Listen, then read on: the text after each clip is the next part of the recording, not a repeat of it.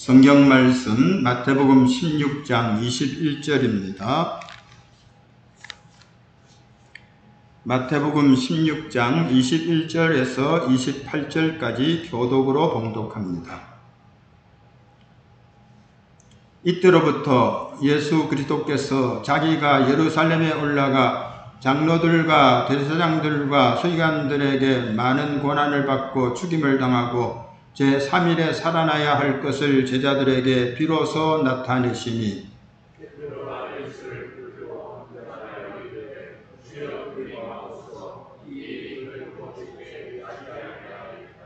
예수께서 돌이키시며 베드로에게 이르시되 사탄아 내 뒤로 물러가라. 너는 나를 넘어지게 하는 자로다. 내가 하나님의 일을 생각하지 아니하고 도리어 사람의 일을 생각하는도다 하시고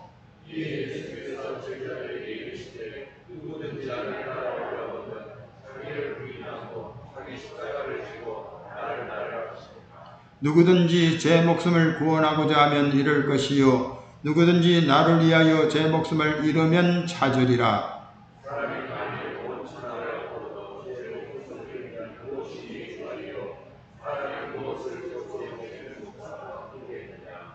인자가 아버지의 영광으로 그 천사들과 함께 오리니 그때에 각 사람이 행한 대로 갚으리라.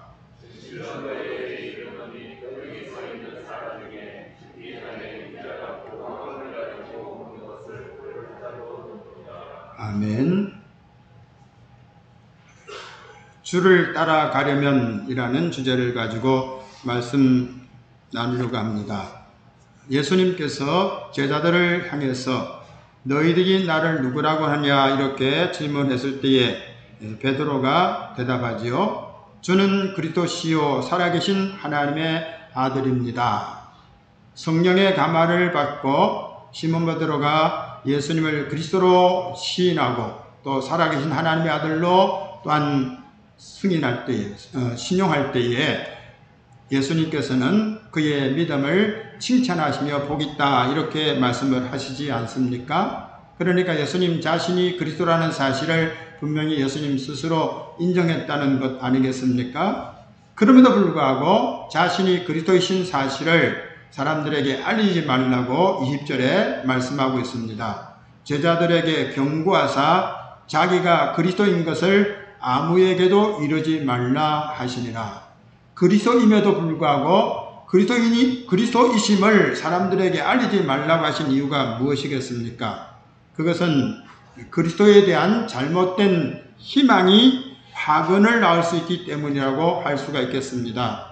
요한복음 6장 14절에 보면은 예수께서 행하신 이 표적을 보고 말하되 보리떡 5개와 물고기 2마리로 5,000명을 먹이셨는데 그 현장에 있던 사람들이 하는 말이죠. 이는 참으로 세상에 오실 그 선지자라 하더라. 그러므로 예수께서 그들이 와서 자기를 억지로 붙들어 임금으로 삼으려는 줄 아시고 다시 혼자 산으로 떠나가시니라.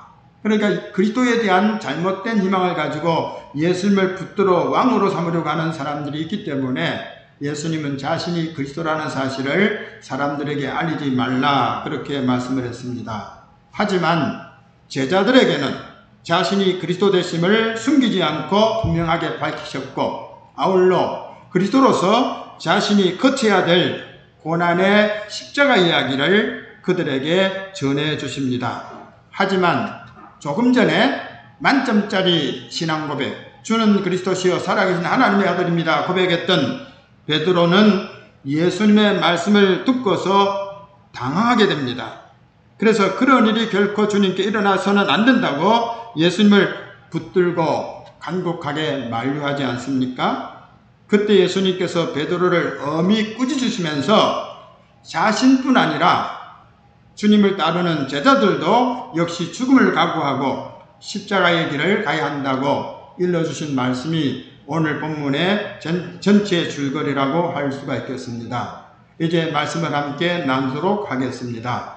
먼저 그리스도께서 가셔야 할 길에 대해서 우리들이 잠시 생각해 보도록 하십시다.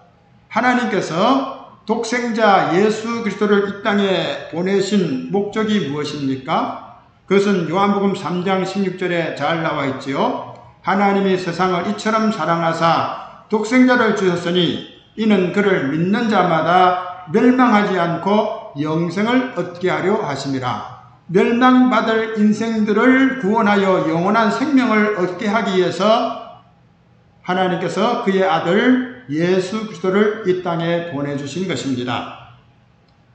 하나님의 아들 예수 그리스도께서 육신을 입고 이 땅에 오셨을 때에 그분은 아버지 하나님의 뜻을 온전히 이루기 위해서 자신의 생 전체를 바쳤습니다. 히브리 기자가 이렇게 얘기합니다. 내가 말하기를 하나님이여 보시옵소서 두루마리 책에 나를 가리켜 기록된 것과 같이 하나님의 뜻을 행하러 왔나이다.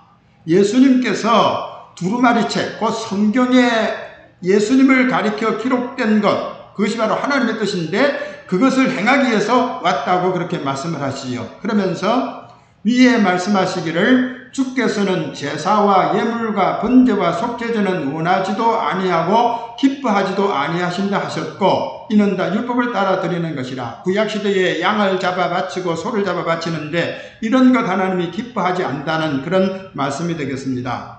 그 후에 말씀하시기를 보시옵소서 내가 하나님의 뜻을 행하러 왔나이다 하셨으니 그 첫째 것을 폐하시면 둘째 것을 세우려 하심이라. 율법의 의식적인 제사는 폐하시고 예수님께 자신을 온전한 제물로 드리기 위해서 오셨다는 말씀이 되겠죠. 이 뜻을 따라 예수 그리스도의 몸을 단번에 드리심으로 말미암아 우리가 거룩함을 얻었노라. 아버지의 뜻을 쫓아서 세상에 오셔서 예수님은 자기 자신을 제물로 바쳐서 아버지의 뜻을 쫓아 인류를 구원했다 하는 그런 말씀을 히브리 기자가 풀어서 우리에게 말씀하고 있음을 보게 됩니다. 여러분, 원리가 있습니다. 원칙이 있습니다. 그 원리와 원칙이 무엇입니까? 피 흘림이 없은즉 사함이 없다는 겁니다. 피를 통해서 죄를 산다는 거예요. 피 흘림이 없이는 죄를 사하지 못한다는 이 원리에 쫓아서 인류의 죄를 대속하기 위해서는 누군가 피값을 지불해야 되는데 그 피값을 지불하기 위해서 예수님께서 이 땅에 오신 것입니다. 그래서 예수님을 가리켜서 세례요한은 세상 죄를 지고 가는 하나님의 어린 양이다. 그렇게 증언을 한 겁니다. 세상 죄를 지고 가는 하나님의 어린 양, 희생제물이 된다는 거죠. 예수님께서 친히 말씀하십니다. 인자가 온 것은 예수님 자신이 이 땅에 오신 그 목적은 섬김을 받으려 함이 아니라 도리어 섬기려 하고 자기 목숨을 많은 사람의 대속물로 주려 함이라. 자기 목숨을 많은 사람의 대속물로 주기 위해서 주님께서 이 땅에 오셨다고 분명히 말씀을 했습니다. 그런데 희생양이 되는 것, 제물로 자신을 드리는 것, 이것이 쉬운 일이겠습니까? 하나님으로서의 모습으로가 아니라 사람으로 오셨는데 사람으로서 그 십자가를 진다는 것이 쉬운 일이겠습니까? 그것은 엄청난 고통이고 또 고민이라고 하지 않을 수 없습니다. 그래서 십자가 지시기 전에 겟세마네 동산에서 예수님께서 제자들에게 자신의 심정을 토로하는 내용을 통해서 그때 우리 예수님의 마음을 읽어볼 수가 있습니다. 베드로와 세베대의 두 아들을 데리고 가실새 고민하고 슬퍼하사 이에 말씀하시되 내 마음이 매우 고민하여 죽게 되었으니 너희는 여기 머물러 나와 함께 깨어 있으라 하시고 조금 나아가사 얼굴을 땅에 대시고 엎드려 기도하여 이르시되 내 아버지요 만일 할만하시거든 이 잔을 내게서 지나가게 하옵소서. 그러나 나의 원대로 마시옵고 아버지의 원대로 하옵소서. 십자가를 지지 않고도 인류를 구원할 수 있다면 그런 길을 아버지께서 그렇게 해달라는 거예요. 그렇지만 아버지의 뜻이 피 흘림이 없으면 삶이 없기 때문에 피의 대속제물이 필요해서 너가 피의 대속제물이 돼야 된다고 하는 아버지의 뜻이라면 나는 그 원을 따르겠습니다. 육신으로 오신 예수님의 그 갈등, 이것을 이 겟세마네 동산에서의 기도를 통해서 우리들이 헤아려 볼 수가 있습니다. 예수님은 대속의 십자가를 질 때가 가까웠음을 알게 됩니다. 그래서 자신을 그리스도로 인정하는 제자들을 인도하면서 이끌고 가면서 앞으로 자신이 당하게 될 일들, 다시 말씀해서 고난과 희생과 대속에 대해서 밝히 증거를 하십니다. 본문 말씀 21절에 보면 이때로부터 예수 그리스도께서 자기가 예루살렘에 올라가 장로들과 대제사장들과 서기관들에게 많은 고난을 받고 죽임을 당하고 제3일에 살아나야 할 것을 제자들에게 비로소 나타내시니 이때로부터가 뭡니까? 주는 그리스도시요 살아계신 하나님의 아들입니다 하고 베드로가 예수님을 향하여서 그리스도로 인정하고 신앙 고백을 했을 때 바로 그때로부터 주님께서 자신의 그리스도의 사역, 곧 죽음의 사역에 대해서 이제는 터놓고 구체적으로 말씀을 하고 있음을 보게 됩니다. 아주 구체적이지요. 여기 이때로부터 비로소라는 말씀을 통해서 이제는 예수님께서 고난의 길을 향해서 나가는 그 장면을 우리에게 보여주고 있는데요. 예루살렘에 올라가서 그 십자가 지실 곳이 예루살렘이라는 겁니다. 지금은 예수님께서 갈릴리 지역에서 사역하시는데 이제는 예루살렘으로 가시는 거죠. 유대 땅으로, 남쪽 유대 땅으로 가셔서 고난받게 된다는 겁니다. 종교 지도자들에게 고난을 받고 죽임을 당하게 되고 그리고 끝나는 것이 아니라 3일 만에 다시 살아나게 된다, 이렇게 구체적으로 말씀을 했습니다. 그 당시에 유대인들은 어떤 생각을 갖고 있었습니까? 그리스도께서 오셔서 저희들이 로마에서 지금 압제당하고 있는데 이 로마 정권을 다 물리치고 그리스도의 왕국을 이루어서 자신들이 그 영원한 왕국에서 아주 복되게 살 것이라는 이런 기대감을 갖고 있지 않았습니까? 누가복음 24장 21절에 보면은 우리는 이 사람이, 그러니까 예수님을 가리키는 거죠. 이스라엘을 속량할 자라고 박았다. 이스라엘을 속량해 줄 자다. 이스라엘을 이렇게 로마의 압제에서 구원해 줄 줄 알았다. 이렇게 기대를 했던 겁니다. 그런데 예수님은 오히려 내가 고난을 받아야 된다, 내가 죽임을 당하게 된다, 이렇게 말씀을 하니까 사람들이 그만 실족을 하고 만 것입니다. 요한복음 12장 32절에 보면은 내가 땅에서 들리면 모든 사람을 내게로 이끌겠노라 하시니 이렇게 말씀하시면 자기가 어떠한 죽음으로 죽을 것을 보이심이로라. 이에 무리가 대답하되 우리는 율법에서 그리스도가 영원히 계신다함을 들었거늘 너는 어찌하여 인자가 들려야 하리라 하느냐? 이 인자는 누구냐? 이해가 안 된다는 거예요. 그리스도께서 오셔서 왕국을 이루고 영원히 통치한다고 우리는 알고 있는데 왜 당신이 죽는다고 하느냐? 그러면 당신은 어떤 그리스도냐? 인자가 들려야 한다고 하는데 이 인자는 누구냐? 이렇게 실족을 하는 거죠. 사실 세례요한조차도 실족을 하지 않았습니까? 옥에 갇혀서 예수님의 그 사역에 대해서 관심을 가지고 지금 기다리고 있지 않습니까? 그런데 예수님께서 자신이 기대한 대로 그리스도의 사역, 다시 말해서 로마의 억압에서 그들을 구원해내는 것이 아니지 않습니까? 그래서 실족해서 사람들을, 자기의 제자들을 예수님께 보내서 말하죠. 오실 그이가 당신이 오니까 우리가 다른 일을 기다리오리까. 성령을 통해서 예수님이 그리스도라는 사실을 분명히 증거받은 세례요한임에도 불구하고 자신이 옥에 갇혀서 고난을 당하니까 믿음이 약해진 거죠. 회의감을 느끼게 된 거죠. 그래서 예수님을 그리스도로 온전히 인정하지 못하고 다른 일을 기다려야 되느냐 하고 그렇게 질문을 던진 것을 보게 됩니다. 여러분, 구약의 많은 선지자들이 장차올 구세주, 메시아, 그리스도에 대해서 예언을 했는데요. 어떤 예언을 했습니까? 고난과 영광, 이 두 가지를 함께 예언을 합니다.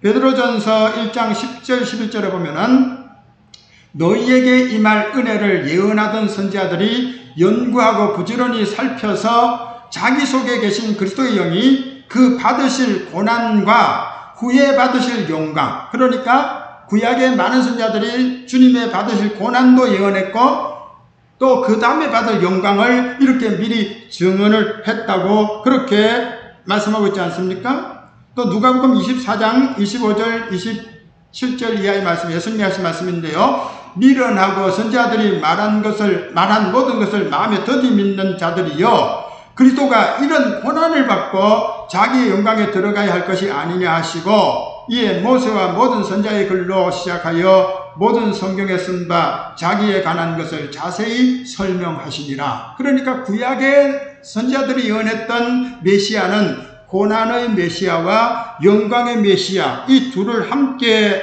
예언을 했는데 사람들은 그리스도의 고난에 대해서는 전혀 생각지 않고 그리스도가 받을 영광에만 초점을 맞추고 기다려왔다는 겁니다. 왜 그렇습니까? 사람들은 자기가 원하는 것만 듣고 자기가 원하는 것만 말하기 때문이에요. 사람들의 관심은 자기 중심이에요. 그래서 어떤 사건을 봐도 다 보지 못하고 자기의 생각이 치우치는 대로만 보고 치우치는 대로만 듣는 거예요. 그래서 예수님의 고난은 별로 관심을 가지지 않고 그리스도의 그 고난은 관심 가지지 않고 그리스도의 그 영광만 관심을 가지고 있었던 겁니다. 하지만 주전 690년경에 활동하던 선지자 이사야는 그리스도가 받으실 고난을 아주 분명하게 예언을 합니다. 우리가 잘 아는 이사야 53장의 말씀이죠. 그는 멸시를 받아 사람들에게 버림받았으며 간고를 많이 겪었으며 질고를 아는 자라. 마치 사람들이 그에게서 얼굴을 가리는 것 같이 멸시를 당하였고 우리도 그를 귀히 여기지 아니하였도다. 그는 실로 우리의 질고를 지고 우리의 슬픔을 당하였거늘 우리는 생각하기를 그는 징벌을 받아 하나님께 맞으며 고난을 당한다 하였노라. 그가 찔림은 우리의 허물 때문이요 그가 상함은 우리의 죄악 때문이라. 그가 징계를 받음으로 우리는 평화를 누리고 그가 채찍에 맞음으로 우리는 나음을 받았도다. 우리는 다 양 같아서 그릇 행하여 각기 제 길로 갔거늘 여호와께서는 우리 모두의 죄악을 그에게 담당시키셨도다. 그가 곤욕을 당하여 괴로울 때에도 그의 입을 열지 아니하였으며 마치 도수장으로 끌려가는 어린 양과 털 깎는 자 앞에서 잠잠한 양같이 그의 입을 열지 아니하였도다. 그는 곤욕과 신문을 당하고 끌려갔으나 그 세대 중에 누가 생각하기를 그가 살아있는 자들의 땅에서 끊어지면 마땅히 형벌받을 내 백성의 허물 때문이라 하였으리요. 이렇게 이사야 선지자는 주님의 십자가 그 모든 것들을 그대로 아주 세밀하게 그렇게 증언하고 또 예언하지 않았습니까? 이사야 53장의 이 말씀을 제대로 이해하는 자라면은 예수님의 십자가 대속을 믿지 않을 수가 없습니다. 사도행전 8장에 보면은 에디오피아 내시가 예루살렘에서 예배하고 집으로 돌아가는 그 광야길에 마차를 타고 가면서 성경을 읽는데 바로 이 이사야 53장의 말씀을 읽는 거죠. 근데 읽으면서도 깨닫지를 못한 거예요.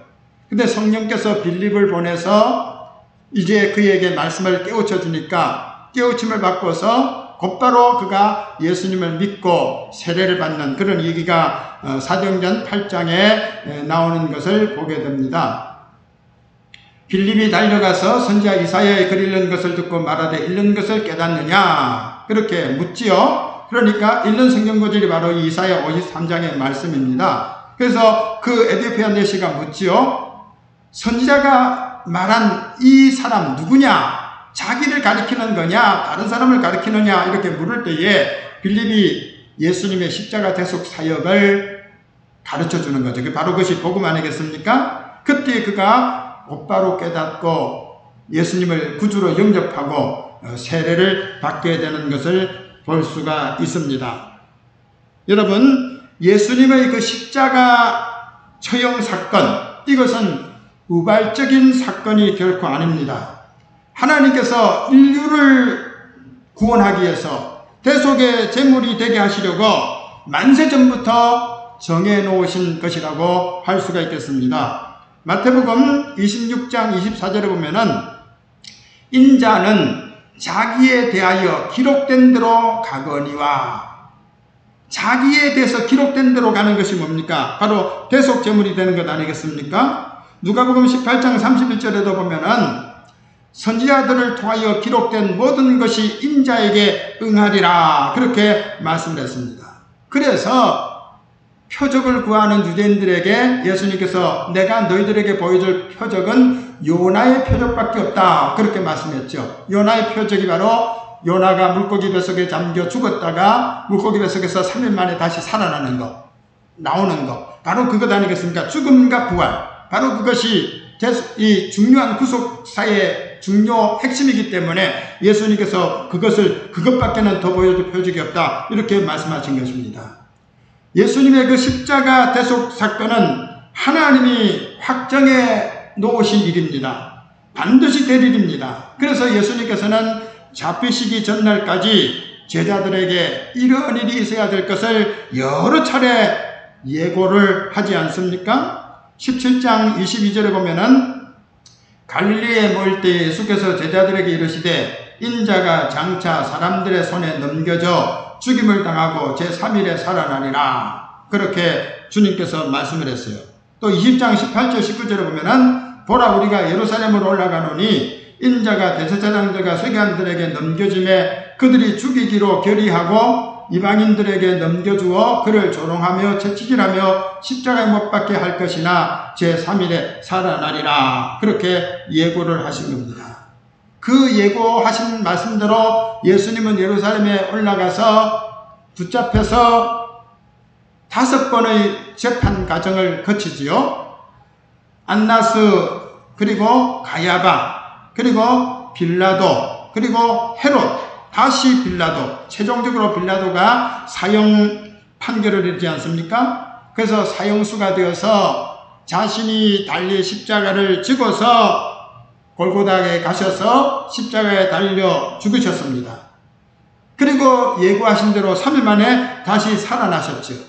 그리고 40일 동안 이 땅에 머무시면서 제자들에게 하나님의 나라를 증거하시고 그리고 제자들이 보는 가운데서 하늘로 올려가셨고 지금은 하나님 보좌 우편에 앉아 계시지요. 그리고 이후에 주님께서 영광 가운데 다시 오시게 될 것입니다. 그것이 본문 말씀에도 나오지 않습니까? 진실로 너희에게 이르노니 여기 서 있는 사람들 중에 죽기 전에 인자가 그 왕권을 가지고 오는 것을 볼 자도 있느니라. 그렇게 말씀을 했습니다. 예수님의 탄생과 예수님의 고난과 죽으심, 그리고 예수님의 부활과 승천, 그리고 앞으로 남아있는 것 재림, 이것을 우리들이 성경을 통해서 깨닫고 그것을 믿고 예수의 재림을 고대해야 될 것입니다. 초림으로 오신 예수님은 죄인을 구원하기 위해서 죄인의 모습으로 세상에 오셨어요. 죄인의 구주로 오셨어요. 누가복음 5장 32절에 보면은 내가 의인을 부르러 온 것이 아니요 죄인을 불러 회개시키러 왔다 말씀을 했어요. 또 디모데전서 1장 15절에도 그리스도 예수께서 죄인을 구원하시려고 세상에 임하셨다. 죄인을 구원하기 위해서 예수님이 오셨기 때문에 나 같은 죄인도 예수님의 피공로로 제사함받고 구원에 참여하게 된 것 아니겠습니까? 하지만 다시 오시는 예수님, 재림의 예수님은 죄와 상관이 없는 자를 부르러 오실 것입니다. 그때는 심판주로 오십니다. 심판주로 오셔서 모든 것들을 심판하게 될 것입니다. 27절에 보면은 인자가 아버지의 영광으로 그 천사들과 함께 오리니 그때에 각 사람이 행한 대로 갚으리라. 각 사람이 행한 대로 믿음의 삶을 산 사람에게는 믿음의 축복을, 믿지 않고 행한 자들에게는 하나님의 저주가 임하게 되지 않겠습니까? 그래서 고린도후서 5장 10절에 보면은 우리가 다 반드시 그리스도의 심판대 앞에 나타나게 되어 각각 선악간에 그 몸으로 행한 것을 따라 받으려 함이라.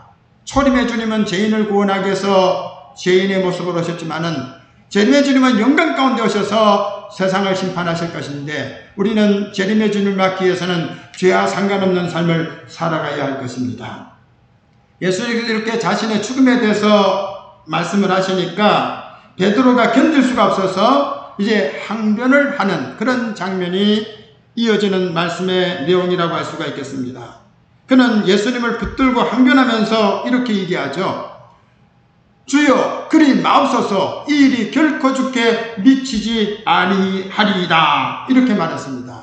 베드로의 입장에서 생각해 보십시오. 예수님을 그리스도로 믿고서 그분의 나라, 그분의 왕국이 이루어지기를 지금 소망하고 있지 않습니까? 이제 주님이 왕국을 세우시면은 자신도 그 영광에 동참하게 될 것이고 어쩌면 한 자리를 차지할 수 있을 것이라는 그런 기대치가 높았습니다. 그래서 주님을 위해서 모든 것을 헌신했지요. 마태복음 19장 27절에 보면은 우리가 모든 것을 버리고 주를 따라 싸운데 그런즉 우리가 무엇을 얻으리까? 주님을 위해서 내가 이렇게 헌신하고 충성했는데 이제 주님 나라가 이루어질 때 우리에게 뭘 주시렵니까? 이렇게 말하지 않았습니까? 그런데 주님이 죽는다는 거예요. 그러면 주님이 죽으면은 자신의 헌신, 자신의 희생, 이 모든 것들이 어떻게 됩니까? 다 물거품이 되는 것 아니겠습니까? 그러니까 만류하고 싶었던 거죠. 안 된다 이거예요. 그래서 항변을 했습니다. 항변. 근데 이 항변했다고 하는 이 단어가요, 헬라어 단어로는 에피티마온데요, 꾸짖는다, 비난한다 하는 그런 뜻이 되겠습니다. 베드로의 감정을 아주 잘 표현한 단어가 되겠습니다. 이전의 우리가 쓰던 성경, 개역 성경에는 붙들고 간하여 이렇게 번역을 했어요.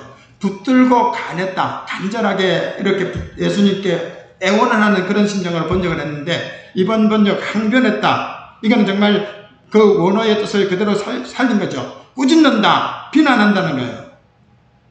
예수님 그럴 수 있습니까? 예수님께 따지는 거죠. 그런데 그것이 하나님의 일을 생각지 않고 사람의 감정에서 나온 말이었기 때문에 예수님께서 오히려 베드로를 엄히 질책을 하십니다. 23절에 보면은 예수께서 돌이키시며 베드로에게 이르시되 사탄아 내들어 물러가라. 너는 나를 넘어지게 하는 자로다. 내가 하나님의 일을 생각하지 아니하고 도리어 사람의 일을 생각하는도다. 지금 이 장면을 보십시오. 베드로는 예수님께 대들고 예수님도 지금 베드로를 꾸짖가는 거예요. 막 싸우는 장면처럼 그렇게 보여지지 않습니까? 앞서 베드로가 예수님을 가리켜서 주는 그리스도시요 살아계신 하나님의 아들입니다 이렇게 고백했을 때에 예수님께서 심히 기뻐하면서 너 참 복이 있다. 성령께서 아버지께서 너를 깨우쳐 주셨기 때문에 이런 고백했구나. 이렇게 칭찬하신 예수님께서 얼마 시간이 지나지 않았음에도 불구하고 베드로를 향해서 정말 듣기 거북할 정도의 그런 감정을 가지고서 책망을 하신 것을 보게 됩니다. 사탄아! 얼마나 이거 충격적인 그런 말씀입니까? 예수님께서 공생에 시작하기 앞서 유대 광야에서 40일 동안 금식하셨을 때에 시험하는 자 사탄이 찾아와서 시험하지요. 돌이 떡이 되게 하라. 왜 굶주리느냐? 또 너 성전교회 꼭대기에서 뛰어내려라. 안 다치면 사람들이 너를 우러러볼 거다. 그리고 내게 절만한다면 이 천하 모든 영광 다 줄 테니 그것 잡고 천하를 다 군림하면 되지 않느냐? 이렇게 유혹했을 때에 예수님께서 최종적으로 하신 말씀은 뭡니까? 사탄아 물러가라. 그렇게 말씀하지 않습니까? 사탄아 물러가라. 이렇게 예수님께서 말씀하셨어요. 지금 그 마귀가 베드로의 마음에 들어가서 베드로를 통해서 역사한다는 것을 예수님이 아셨기 때문에 정말 무섭게 질책을 하신 것을 보게 됩니다. 여러분, 우리 그리스도인들도 때때로 사탄의 도구가 될 수 있다는 것, 이걸 알고 우리는 참으로 두려운 마음을 품어야 될 것입니다. 누가복음 22장 3절에 보면은 12 중에 하나인 가룟이라 불리는 유다에게 사탄이 들어갔다. 예수님의 12 제자 중에서 총명한 가룟 유다, 가로딘 유다죠. 얼마나 그가 똑똑했으면 회개를 맡겼겠습니까? 근데 회개를 맡고 주님의 일을 하던 이 가로딘 유다가 예수님을 팔아넘기게 되는데 왜 그렇습니까? 사탄이 들어가는 거라서요. 사탄이 들어가면 그렇게 된다는 거예요. 또 31절에 보면은 누가복음 22장 31절에 보면은 예수님께서 베드로에게 하신 말씀이죠. 시몬아 시몬아 보라 사탄이 너희를 밀가부르듯 하려고 요구했다. 사탄은 이렇게 우리를 까불러요. 막 이렇게 까부르는 거예요. 지금 이 시몬 대신 우리의 이름을 넣어보세요. 지금 사탄이 우리를 까부르는 거예요. 사탄의 도구가 되어서는 결코 안 됩니다. 조심해야 됩니다. 사도행전 5장 3절에 보면은 아나니아가 자기의 소유를 팔아가지고 전부를 다 바치겠다고 약정을 해놓고 일부만 바치지요. 전부 다 바쳐도 되고 일부만 바쳐도 돼요. 근데 아나니아는 다 바치겠다고 약정을 해놓고 일부만 바친 거예요. 그는 임의로 할 수 있는데도 불구하고 자기가 이렇게 좀 폼나게 다 바쳤다 인기 끌려고 하면서 이런 장난을 한 거죠. 그때에 베드로가 책망하지 않습니까? 사탄이 내 마음에 가득했다 그랬어요. 사탄이 마음에 가득했다. 오늘 우리 성도들의 마음에도 이 사탄이 역사할 수 있다는 거 알아야 됩니다. 다윗도 마찬가지지요. 역대상 21장 1절에 보면은 사탄이 일어나 이스라엘을 대적하고 다윗을 충동하여 이스라엘을 계수하게 했다. 다윗이 어느 정도 자리에 앉으니까 내가 얼마나 큰 일을 했는가 공을 세우기 위해서 자기의 공을 드러내기 위해서 인구조사하게 한 거죠. 인구조사한 것이 잘못이 아니라 그 의도, 자기가 영광받겠다는 그 의도를 가지고서 인구조사하다가 혼쭐나지 않습니까? 전염병으로 많은 사람들이 죽죠. 그때 전염병으로 많은 사람이 죽습니다. 이 사탄이 다윗을 충동한 거예요.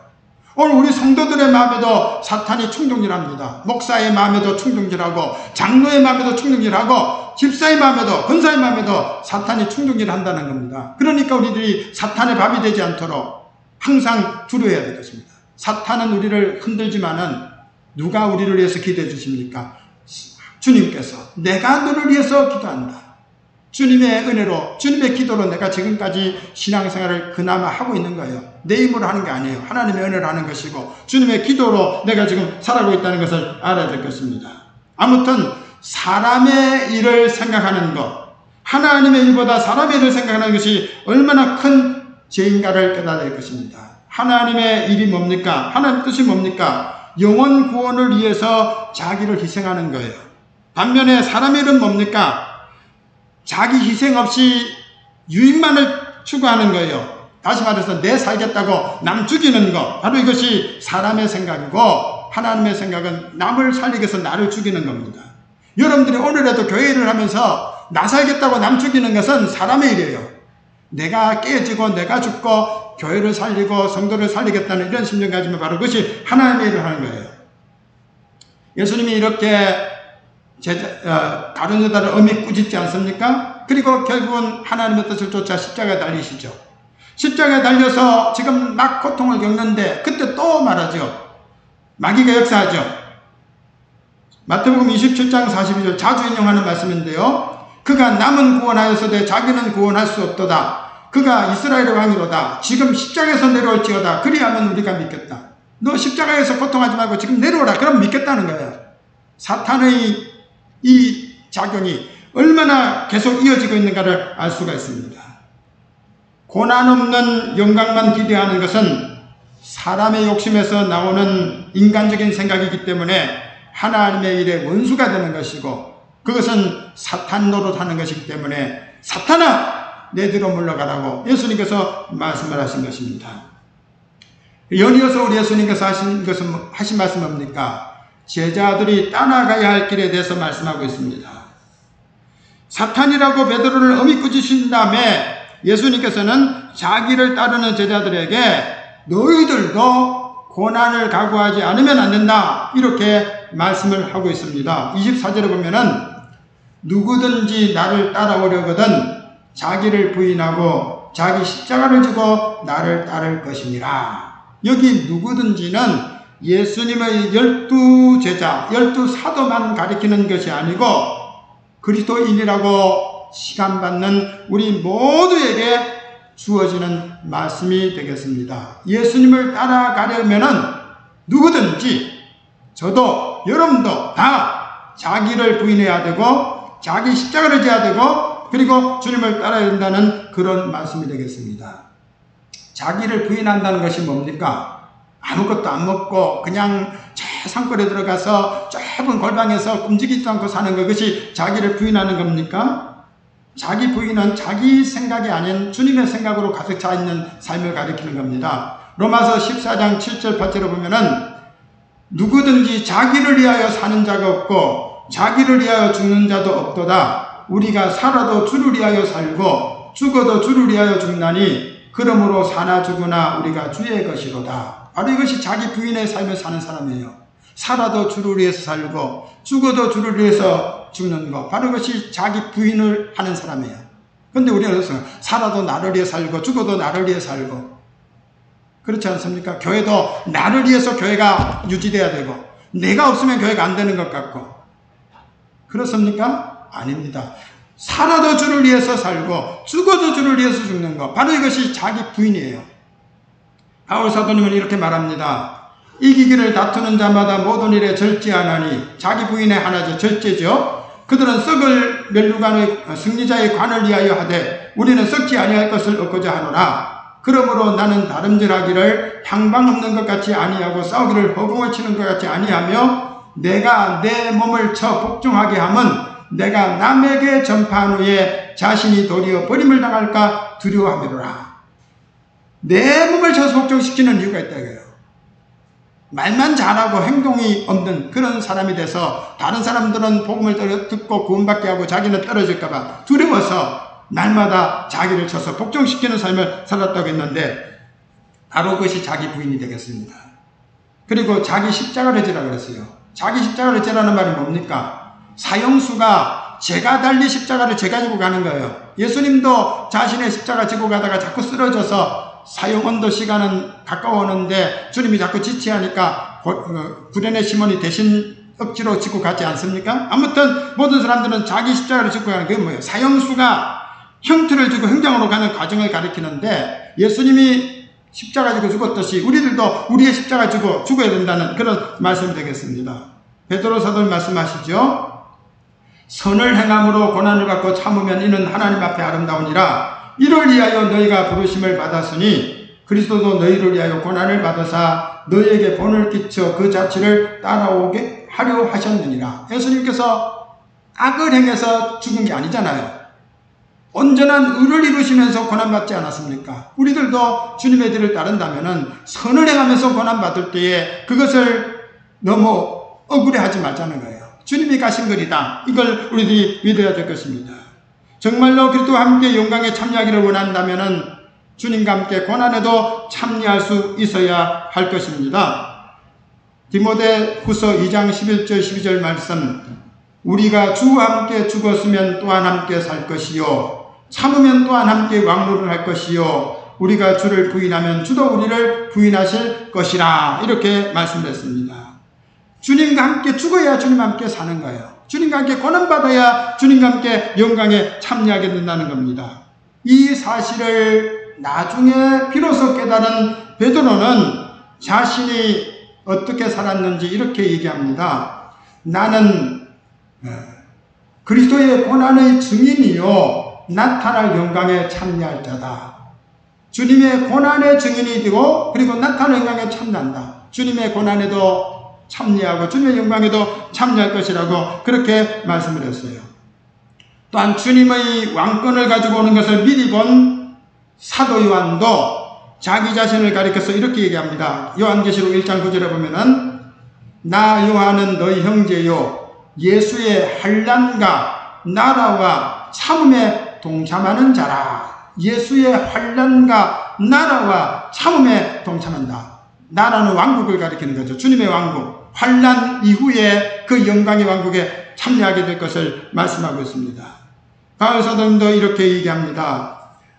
하나님의 상속자여 그리스도와 함께한 상속자니 우리가 그와 함께 영광을 받기 위하여 고난도 함께 받아야 할 것이라. 영광을 받기 위하여 고난도 함께 받아야 된다고 했습니다. 그 고난은 장차 우리에게 나타날 영광과는 좋게 비교할 수 없다고 그렇게 말하고 있음을 보게 됩니다. 우리가 잠시 받는 환난에 겪은 것과 지극히고 영원한 영광에 중한 것을 이룬다고 했어요. 그러니까 앞으로 받을 우리 영광은 아주 큰 것이고 지금 딱 겪고 있는 환난은 적은 것이니까 우리들이 영원한 영광을 생각하면서 잠시 받는 환난도 개의치 말자 하는 그런 말씀이 되겠습니다. 초대교회 성도들은 이것을 알고 있었기 때문에 고난을 기꺼이 감당해 나간 거예요. 사도행전 5장 41절에 보면은 그리스도의 이름을 위하여 능력받는 일에 합당한 자로 여기심을 기뻐하면서 공의 앞을 떠났다. 핍박받는데 주님의 이름으로 고난받게 된 것을 오히려 기뻐했다. 이제 내가 진정 그리스도인이구나 했다는 그런 말씀 되겠습니다. 여러분, 예수님은 자기 목숨을 버리심으로 인류를 구원하셨습니다. 우리의 목숨 얼마나 귀중하고 또한 그것이 얼마나 보배로운 것입니까? 26절 말씀해 보면은 사람이 만일 온 천하를 얻고도 제 목숨을 잃으면 무엇이 유익하리요? 사람이 무엇을 주고 제 목숨과 바꾸겠느냐? 천하보다 귀한 것이 목숨이라 이거예요. 근데 이 귀한 목숨을 주님을 위해서 바치는 것, 이것이 바로 주님께서 우리에게 요구하는 것이라는 거예요. 다른 것 요구하지 않습니다. 너의 가장 귀하게 여기는 것, 천하보다 귀하다고 생각하는 너의 목숨을 나를 위해 달라고 주님 말씀합니다. 주님께서 친히 자신의 목숨을 우리에게 주시면서 주님께서도 우리에게 그 목숨을 요구하고 있다는 겁니다. 왜냐? 사랑하기 때문입니다. 주님을 진정으로 사랑하면서 주님께 생명을 바치기를 원하는 사람들에게 주어지는 축복은 25절의 말씀 그대로입니다. 제 목숨을 구원하고자 하면 잃을 것이요 누구든지 나를 위하여 제 목숨을 잃으면 찾으리라 말씀했습니다. 사탄은 오늘도 영광으로 우리를 유인합니다. 기복신앙, 번영신앙. 그래서 예수 믿으면 복받습니다. 예수 믿으면 만상형입니다. 그러나 주님은 그렇게 말씀하지 않습니다. 너희들이 나를 따라오려거든 자기를 부인하고 자기 십자가를 지고 나를 따르라고 말씀하고 있습니다. 주님의 십자가를 마음에 품고 주의 길을 따르기를 소원하는 우리 모든 성도들이 되시기를 축원합니다.